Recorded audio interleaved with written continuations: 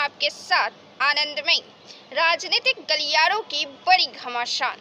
जदयू ने बताया संवेदनशील मुद्दा, नहीं दिया समर्थन। स्वतंत्रता दिवस के मौके पर लाल किले से पीएम मोदी ने यूनिफॉर्म सिविल कोड पर बयान दिए। इस पर जदयू ने प्रतिक्रिया दी है। जदयू के मुख्य प्रवक्ता नीरज कुमार ने कहा कि समान नागरिक संहिता संवेदनशील सवाल है। पीएम मोदी ने व्यापक विमर्श की बात कही है। सीएम नीतीश ने वर्षों से पूर्व लॉ कमीशन को पत्र लिखकर इस संदर्भ में चर्चा की है। देश विविधताओं से भरा हुआ है, विभिन्न धार्मिक परंपराएं हैं, क्षेत्रीय भावनाएं हैं।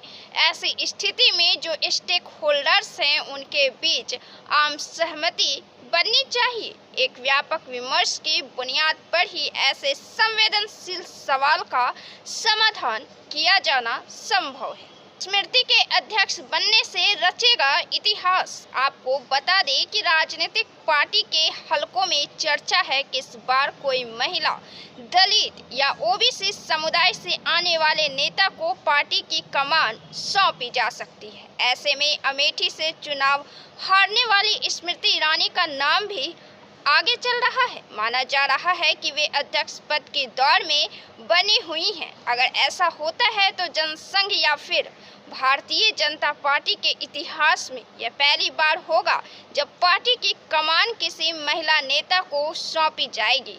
जिसे जनता ने हरा दिया उसे पार्टी सर्वोच्च स्थान देगी, पार्टी की कमान संभालेगी। राष्ट्रपति शासन लगाने की मांग।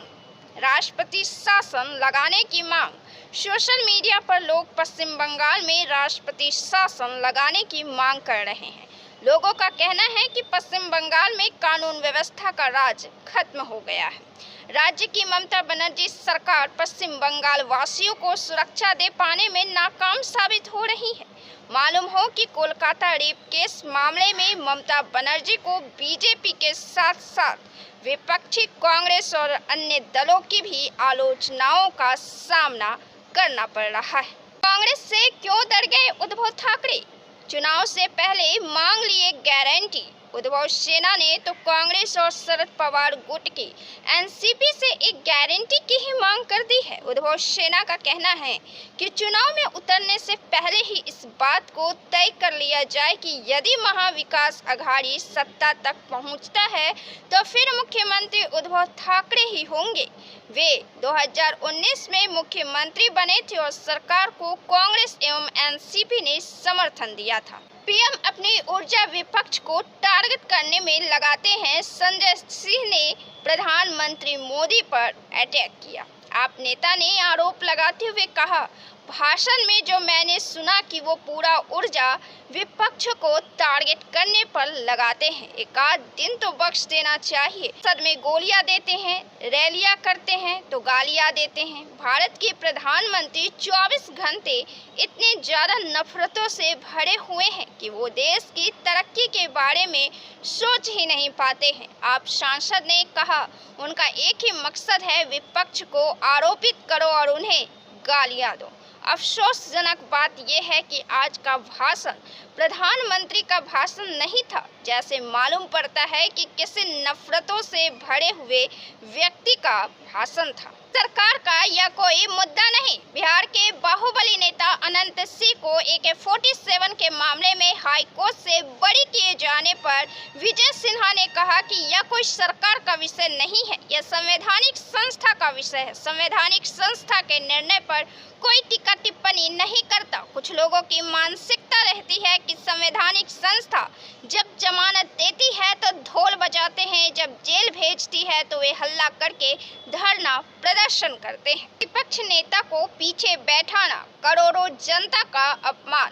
कांग्रेस महासचिव KC वेणुगोपाल ने मोदी सरकार के इस निर्णय को बेतुका बताया और कहा कि श्री अमित शाह तथा निर्मला सीतारमण जैसे कैबिनेट मंत्री को पहली पंक्ति में बिठाया गया, जबकि श्री खड़गे और श्री गांधी को 5वीं पंक्ति में बैठने की जगह दी गई। उन्होंने इस संदर्भ में रक्षा मंत्रालय के तर्क को भी बेतुका करार दिया। श्री गांधी तथा श्री खड़गे को स्वतंत्रता दिवस समारोह में प्रोटोकॉल के अनुसार जगह नहीं देने पर प्रधानमंत्री पर तीखा हमला करते हुए कहा कि 4 जून के परिणाम के बाद भी श्री मोदी सबक नहीं सीख रहे हैं। उन्होंने कहा, मोदी जी, समय आ गया था कि 4 जून के बाद आप जागते और वास्तविकता को समझते, लेकिन जिस अहंकार के साथ आपने स्वतंत्रता दिवस समारोह के दौरान लोकसभा में विपक्ष के नेताओं को अंतिम पंक्ति में बैठने की जगह दी, ते पता चलता है कि आपने अभी सबक नहीं सीखा है। देश ने आधी आबादी का उठा दिया मुद्दा। स्वतंत्रता दिवस के मौके पर सपा चीफ अखिलेश यादव ने एक्स पर लिखा, स्वतंत्रता दिवस पर एक बात आधी आबादी की स्वतंत्रता की, नारी, महिला, स्त्री या बहन, बेटी, बहू, चाहे जो कह ले, इन सब में एक बात समान है कि बड़े बड़े दावों के बीच भी इनके लिए भयमुक्त स्वतंत्र वातावरण नहीं बन पा रहा है। तेजस्वी का आक्रामक मोड, मैं भाजपा की साजिश से नहीं डरता। तेजस्वी यादव ने कहा कि वे भाजपा की साजिश से डरते नहीं हैं। बिहार के लोगों के अधिकार के लिए वे सदन से लेकर सड़क तक लड़ेंगे और उन्हें उनका अधिकार दिलाकर रहेंगे। उन्होंने एक बार फिर दोहराया कि बीजेपी मतलब बड़का झूठा पार्टी है। झूठ बोलने, भ्रम फैलाने और नफरत फैलाने के अलावा उसका कोई काम नहीं है।